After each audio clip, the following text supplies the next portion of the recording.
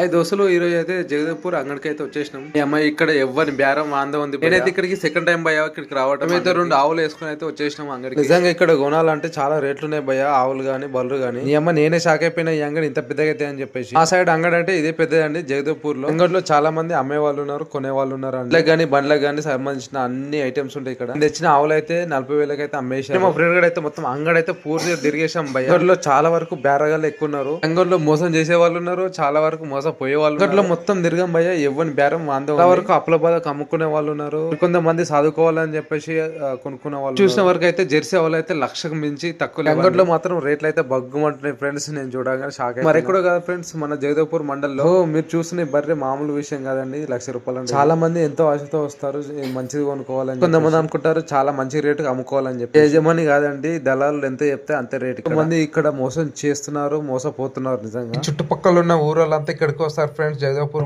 అయితే ఈ అంగడి మొత్తం తిరిగాను ఫ్రెండ్స్, చాలా బాగా అనిపించింది. ఈ వీడియో మొత్తం చూసాక మీకేమనిపించింది లైక్ చేయండి, కామెంట్ చేయండి.